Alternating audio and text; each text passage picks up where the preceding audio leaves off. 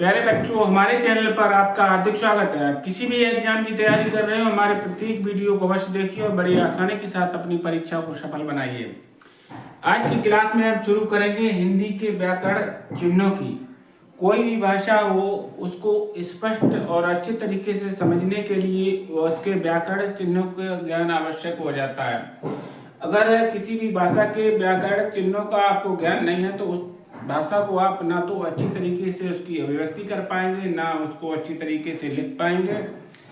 तो लिखने, पढ़ने, बोलने में जो व्याकरण के चिन्ह हैं उनका बहुत ध्यान रखा जाता है। जो व्याकरण के नियम हैं उन पर भी ध्यान रखा जाता है। तो आइए शुरू करते हैं। जो परीक्षा में अक्सर प्रश्न पूछ दिए जाते हैं व्याकरण चिन्हों से संबंधित, और जानकारी के अभाव में ये प्रश्न गलत होने की संभावना हो जाती है। तो शुरू करते हैं। जो चिन्ह है पूर्ण विराम का, वहां से।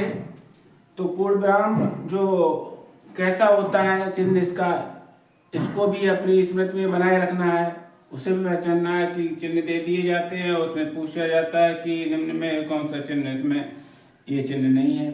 तो जिस हिसाब से पूछा जाता है उसका उत्तर आपको देना होता है। तो इस जो चिन्ह हैं उनको आप अपनी स्मृति में बिठा के रखना है उनको। तो आइए जानते हैं पूर्ण विराम। ये जो है, इसके अंतर्गत जो वाक्य है, राम खाना खाता है, तो ये पूर्ण विराम जो है वाक्य के समाप्ति के अंत में लगाया जाता है। जो वाक्य के अंत में लगाया जाता है, इस तरीके की जो हमने ऊर्ध्वाधर एक जो लाइन खींच दी, जो वाक्य है उसी के अनुरूप ये लाइन खींची जाती है। तो यहाँ पर हमने इस तरीके की जो लाइन खींची, इसको हम पूर्ण विराम कहते हैं। तो इस लाइन को आप अपने स्मृति में बना के रखना है कि ये है जो पूर्ण विराम का ये चिन्ह हो गया। अब बात करते हैं अगले चिन्ह की। अगला चिन्ह हमारा है अर्धविराम।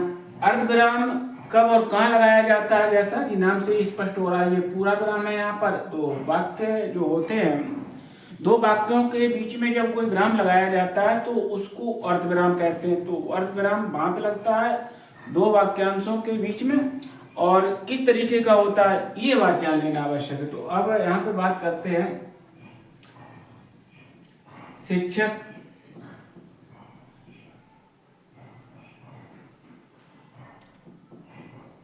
पढ़ा रहा है,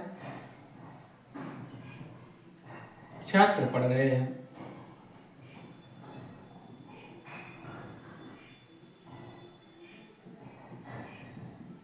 तो यहाँ पर हमने देखा, यहाँ पे दो वाक्य मिल रहे हैं, एक शिक्षक पढ़ा रहा है और दूसरा मिल रहा है छात्र पढ़ रहा है। तो इन दोनों वाक्यों के मध्य यहाँ पर हमने जो चिन्ह लगाया अर्धविराम का, तो इस तरीके का चिन्ह होगा और इसके ऊपर एक बिंदु होगी। ये इस तरीके का कोमा होगा और कोमे के ऊपर ये बिंदु जो है, इस तरीके का चिन्ह पहचान के रखना है कि ये चिन्ह जो है, ये जो है कोमा और उसके बाद में ऊपर बिंदु रखी है, तो ये अर्धविराम हुआ।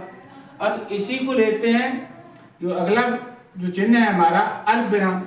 तो नाम से ही स्पष्ट हो रहा है, जिस वाक्य के अंतर्गत जिन शब्दों पर हमें थोड़ा रुकना पड़े तो उसको हम अल्प विराम कहते हैं। तो जानते हैं उदाहरण के माध्यम से कब और कहाँ इसको लगाया जाता है। जैसे सीता, गीता, रीता और नीता खेलती हैं या पढ़ती हैं। ये हो रही क्रिया। क्रिया जो बहुवचन में आएगी। अब यहाँ पर हम देखेंगे कि अल्पविराम जो है वो कहाँ पर लगाया जाएगा। तो इस तरीके से जो हम देख रहे हैं ये करता है, इसको अलग करने के लिए सीता, सीता थोड़ा रुके, फिर उसके बाद गीता रुके थोड़ा। इस तरीके से यहाँ पर जो है हमने अल्पविरामों का प्रयोग किया, तो इसको अल्पविराम कहेंगे। रीता और नीता जो ये संयोजक और से जुड़ी हुई हैं, इनके बीच में जो है ये चिन्ह अल्पविराम नहीं लगेगा। तो यहाँ पर हमने देखा अल्पविराम जो है कब और कैसे लगता है, इसको जाना। ये अल्पविराम जो है बहुत ही अपने में महत्वपूर्ण है। इसके कहने पर जो सर्वनाश भी हो जाता है और सर्वनाश होने से बच भी जाता है। तो उस उदाहरण को भी समझिए। जैसे एक वाक्य में कहीं पर जब अड़चन हुई, कहीं की विनती है कि रोको मत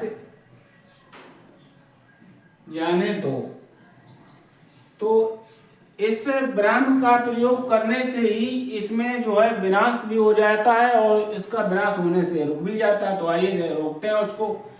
यहाँ पर जैसे रोको के बाद हमने अल्पविराम लगा दिया। अल्पविराम का चिन्ह जो है इस तरीके का होता है, इस तरीके का जो है अल्पविराम होता है, इसके ऊपर बिंदु रख दी जाती है तो अर्धविराम हो जाता। तो यहाँ पर रोको मत जाने दो। तो जो सेना थी उसके लिए कहा गया कि रोको, उसे मत जाने दो, तब विनाश होने से बच गया। अब इसी को जब इसी अल्पविराम के माध्यम से रोको मत, यहां पर जब हमने अल्पविराम का प्रयोग कर दिया तो सेना चली गई और वो सेना खत्म हो गई, उसे मार डाला गया, तो ये विनाश हो गया। तो ये जो है अपने में बहुत ही महत्वपूर्ण जो है विराम होते हैं, इनका जो यथेष्ट ज्ञान होना आवश्यक हो जाता है। इसी तरीके से अब बात करते हैं अगले विराम चिन्ह की। जो अगला चिन्ह है हमारा प्रश्नवाचक चिन्ह। तो अगला प्रश्नवाचक चिन्ह, जो प्रश्नवाचक चिन्ह में जब कोई भी वक्ता है जो प्रश्न पूछने का काम करता है और उसका उत्तर चाहता है, जैसे तुम क्या खाते हो, तो यहाँ पर जो है जो प्रश्न करता है वो उत्तरदाता से उत्तर चाह रहा है। तो इस तरीके का जो चिन्ह होगा प्रश्नवाचक चिन्हों के अंतर्गत है। तो ये जो प्रश्नवाचक चिन्ह है कभी कभार व्यंग्यास्पद भी हो जाते हैं। जो व्यंग कसने के लिए जो कमेंट होते हैं उन पर भी आते हैं। जैसे आजकल जो अधिकारी वर्ग है बहुत ईमानदार है,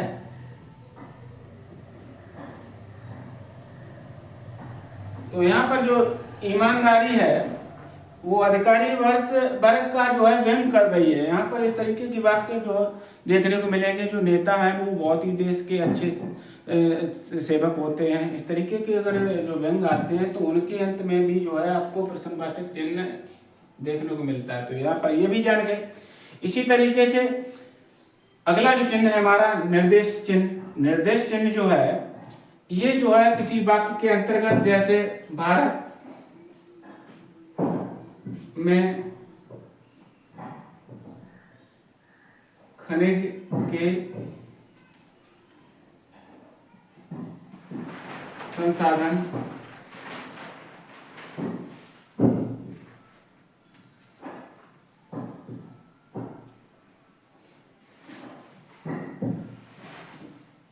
तो यहाँ पर इस तरीके से एक जो चिन्ह देखने को मिलेगा, जो निर्देश चिन्ह होगा, इस चिन्ह के आगे इसका उल्लेख होगा लोहा, सोना,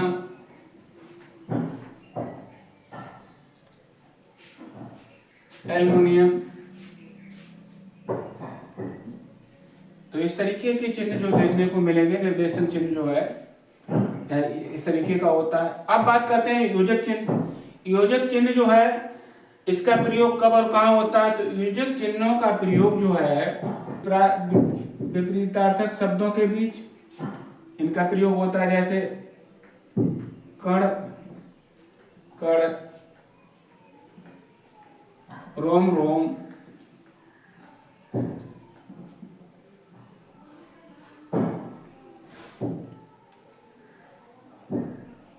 और विपरीतार्थक शब्द जैसे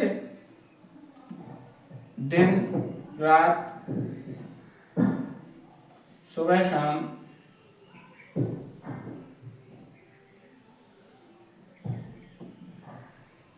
सामासिक पद जैसे माता, पिता,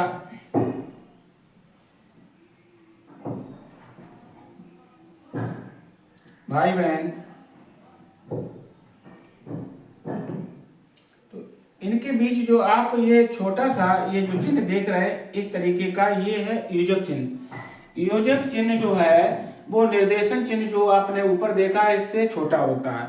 और ऐसे शब्दों के बीच में ये लगता है जैसे दाल भात, साग सब्जी,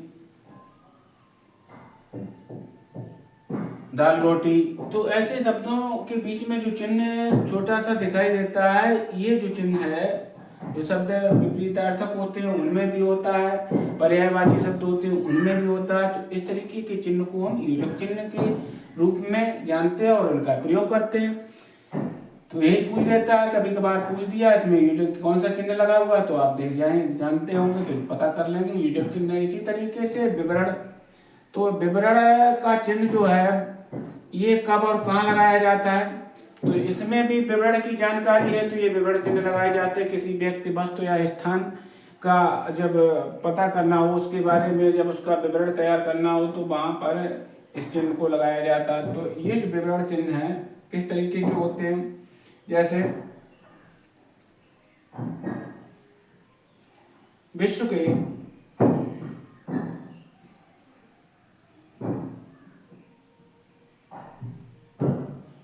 प्रमुख प्रधानमंत्री, तो इस के आगे जो हम ये विसर्ग के रूप में, और विसर्ग के रूप में आगे उसके एक थोड़ा लाइन, जो वर्टिकल लाइन है वो पैरेलल लाइन है, उसके आगे जैसे भारत के संदर्भ में पीटी नेहरू और भंडार नायके, सिरमाबो भंडार नायके, लंका की जो प्रधानमंत्री थी, इसी तरीके से बेनजीर भुट्टो,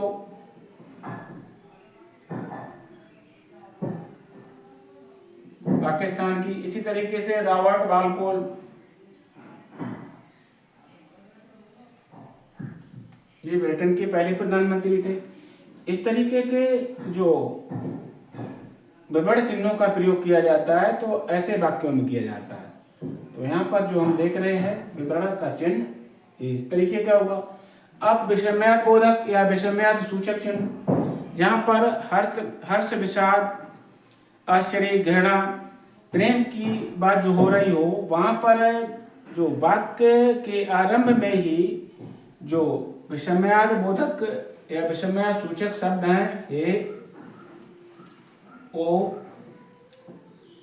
अरे, इनसे पहले जो इस तरीके का जो ऊर्ध्वाधर लाइन के नीचे एक बिंदु लगा देते हैं, और इस तरीके का अगर आपको चिन्ह दिखाई देता है तो ये चिन्ह जो है विषमयाद चिन्ह के नाम से जाना जाता है। तो इसको प्रयोग करते हैं, प्रभु सबकी रक्षा करना,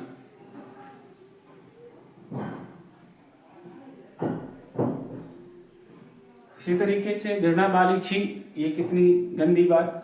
तो ये जो प्रयोग है वो शब्द के पहले ही होगा, ना कि वाक्य के अंत में। अगर वाक्य के अंत में अगर इसका प्रयोग किया जाता है तो ये सर्वथा अशुद्ध और अनुपयुक्त है। इसी तरीके से हमेशा जो है वाक्य के प्रारंभ में इन शब्दों के आगे ही जो विषमयाद बोधक या विषमयाद सूचक चिन्हों का प्रयोग होगा। इसी तरीके से अब कोष्ठक चिन्ह, कोष्ठक चिन्ह में किसी बात को उसका स्पष्टीकरण करने के लिए कहा जाता है, जैसे अंधा। अब इसका स्पष्टीकरण करने के लिए इसको हमने नेत्रहीन,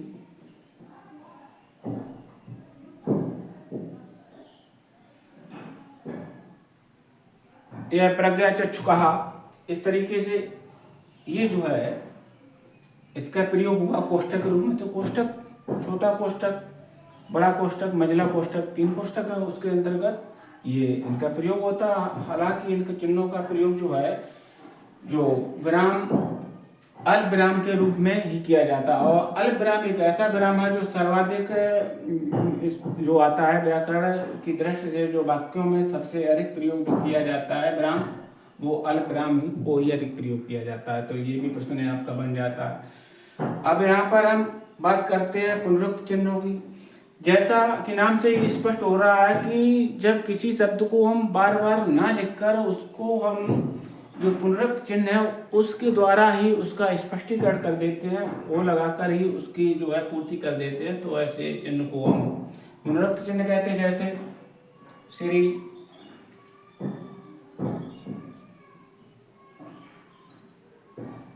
डी मोदी, अब इसके बाद श्री राहुल गांधी,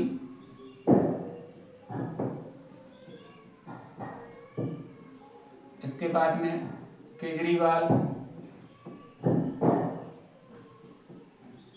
इस तरीके से अब हमने जो बार बार श्री लिखने से बच रहे हैं और केवल पुनरुक्त सूचक शब्द ये जो देख रहे हैं, इस तरीके के जो चिन्ह है कोमा का, डबल कोमा का, इसको हम पुनरुक्त चिन्ह के नाम से जानते हैं। तो इसको पहचानना है आपको और इसको इस तरीके से प्रयोग करना है। इसी तरीके से बार बार लिखने से बचे और उसको प्रयोग में कर लिया।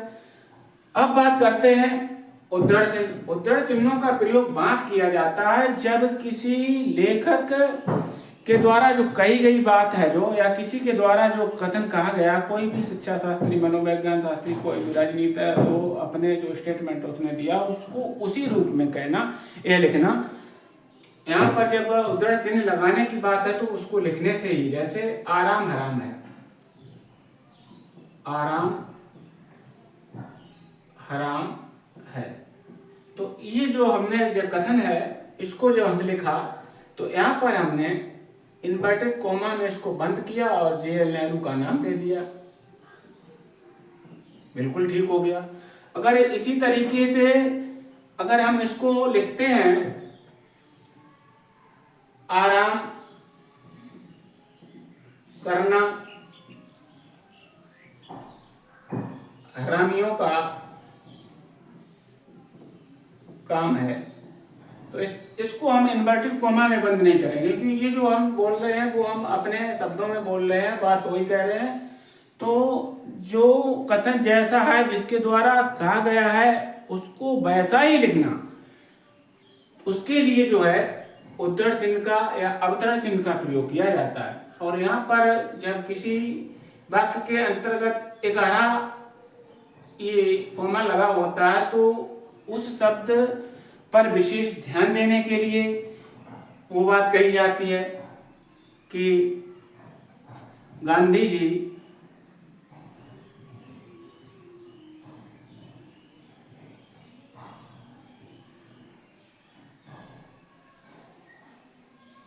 भारत के राष्ट्रपिता थे। तो राष्ट्रपिता, तो यहाँ पर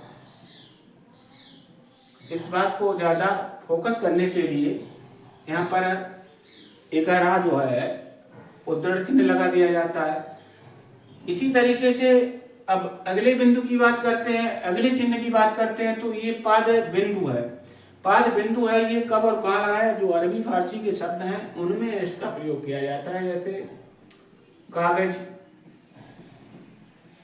तो ये खौफ और गजल, तो ये जो ज्या अक्षर है उसके नीचे ये बिंदु देख रहे हैं, ये फा अक्षर है, उसके ये इन बिंदु लगा देते हैं। तो इस तरीके से ये बिंदुओं को ही पाद बिंदु कहते हैं। अब ये पाद चिन्ह या रेखा चिन्ह एक ही बात है। जब किसी वाक्य का अर्थ जब पूछता है प्रश्नकर्ता, तो वहां पर ये पाद चिन्ह लगा देता है इस तरीके से, जैसे घोड़ा तेज दौड़ता है, तो यहां पर उसने ये जो है पाद चिन्ह लगा दिया। पाद चिन्ह जो है एक तरीके की लाइन है, ये रेखांकित कर दिया और इसका अर्थ पूछ दिया कि इस वाक्य के अंतर्गत जो है तेज क्या है, दे दिया क्रिया है, विशेषण है कि क्रिया विशेषण है कि संज्ञा है कि सर्वनाम है। तो यहाँ पर इसका अर्थ पूछ देता है, कहीं कभार पूछ देता है कि इसका जो रेखांकित शब्द का विलोम बताएं, जैसा भी पूछ दे तो उस को जो है यहाँ पर जो लाइन जो खींची जा रही है, इसको रेखांकित किया जा रहा है जिस शब्द को, उसको हम पाद चिन्ह या रेखा चिन्ह कहते हैं। इसी तरीके से जो अगला चिन्ह है उसको भी जानते हैं, समता सूचक। यहाँ पर जो समानता को इस समानता स्पष्ट करने के लिए, समानता दिखाने के लिए जिन चिन्ह का प्रयोग किया जाता है उसको समता सूचक चिन्ह कहते हैं। तो इसको पहचानना और इसको प्रयोग करना, जैसे दिन, दिवस, जो दिन का भी अर्थ वही है, दिवस का भी वही अर्थ है। तो इस तरीके से ये जो है दोनों शब्द वो है समान है, एक दूसरे के पर्याय है। इसी तरीके से पानी और जल, इनका भी अर्थ है एक ही है। तो इस तरीके के जो शब्दों के बीच में ये बराबर का चिन्ह ये लगा रहा है इक्वल टू का, तो ये चिन्ह जो है समता सूचक का द्योतक है। अब बात करते हैं अगले चिन्ह की, लाघव चिन्ह। लाघव चिन्ह कब और कहाँ लगाया जाता है? तो ये जो चिन्ह है वाक्य को जब संक्षिप्त में बनाना हो उसको, तो उस शब्द का पहला अक्षर उसके सामने एक बिंदु रख देते हैं, जैसे समझते हैं उसको, जैसे उत्तर प्रदेश, इसी तरीके से मध्य प्रदेश। तो यहाँ पर हमने पहला अक्षर उत्तर का ऊ लिया और उस पर बिंदु लगा दिए। इस तरीके का लाघव चिन्ह है जो होता है, जो जीरो है उसको जो अक्षर है उसके पहला अक्षर उसके आगे रख दिया और फिर उसका जो दूसरा प्रदेश है यहाँ पर भी पहला अक्षर लिया और उसके आगे लगा दिया। तो ये संक्षिप्त रूप हो गया इसका। इसी संक्षिप्त रूप को ही इस लाघव चिन्ह द्वारा इसको संक्षिप्त कर दिया जाता है। तो यहाँ पर हम इस बात को भी समझ गए। इसी तरीके से समाप्ति सूचक, जब लेखक किसी पुस्तक को लिखता है, लिखने के बाद जब पुस्तक की समाप्ति हो जाती है, पूरा पुस्तक जब लिख देता है, उसको पुस्तक को लिखने के बाद जब चिन्ह का प्रयोग करता है तो वो वहां पर इस तरीके से जो चिन्ह प्रयोग करता है तो वो पुस्तक की समाप्ति पर, पुस्तक समाप्ति पर, इस बात को स्मरण में रखना आपको। अब इसी तरीके से जब अध्याय की समाप्ति पर, तो इस तरीके का चिन्ह जो है बनाता है, जो ये क्षैतिज रेखाएं खींचकर उसमें बाद में बीच में एक जो है जीरो रख देता है। यहाँ पर अध्याय की समाप्ति, चैप्टर जो है आपका समाप्त होता है, उसका द्योतक है। इसी तरीके से अपूर्णता, जब कोई वस्तु या विषय वस्तु जब लिखता है लेखक और उसको पूरी ना लिखकर उसको आधा अधूरा छोड़ देता है, तो जिस तरीके के चिन्ह का प्रयोग किया जाता है उसको हम अपूर्णता सूचक चिन्ह कहते हैं। तो इस तरीके के जो चिन्ह हैं वो अपूर्णता सूचक चिन्ह होते हैं। तो इसको जो लेखक है अपनी बात ना लिखकर इस तरीके से वहां पर समाप्त कर देता है, बात को बीच में ही रोक देता है। इस तरीके से अब बात करते हैं हंसपद। हंसपद, जब किसी वाक्य के अंतर्गत कोई शब्द छूट जाता है तो वहां पर हंसपद का प्रयोग करके उसको उसके ऊपर लिख देते हैं, जैसे सीता,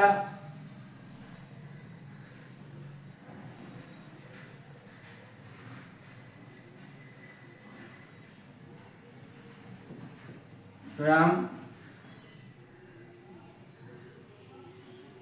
पत्नी है। तो यहाँ पर देखिए अटपटा लग रहा शब्द भूल गए और जो महत्वपूर्ण बात थी वो छूट गई। तो हंसपद के माध्यम से, हंसपद का जो प्रतीक है वो इस तरीके का होता है। तो इस तरीके का चिन्ह हमने यहाँ पर छूटी हुई जगह पर जहाँ पर उसको लगाना है तहाँ पर लगाया। सीता राम की, यहाँ पर की लिख दिया, की पत्नी है। इसी तरीके से श्यामा, मोहन, और यहाँ पर है बहन है। तो यहाँ पर जिस शब्द को लगाना हो उस तरीके से जो ये हंसपद लगाकर उसको ऊपर लिख देते हैं तो ये हंसपद हो गया। इसी तरीके से जो चिन्ह एक परिणत सूचक चिन्ह होता है। तो ये जो ऐतिहासिक हमारे जो शब्द हैं उनको आधुनिक समय में किस तरीके से प्रयोग किया जाता है उनका बोध कराते। तो जैसे गोधूम संस्कृत का शब्द है, पहले प्रयोग किया जाता था, प्रयोग में अभी चल रहा है, संस्कृत का शब्द है, ये प्राचीन में पहले था और अब इसको हम ये परिणत सूचक शब्द के माध्यम से आधुनिक समय में ये चल रहा है। गेहूं,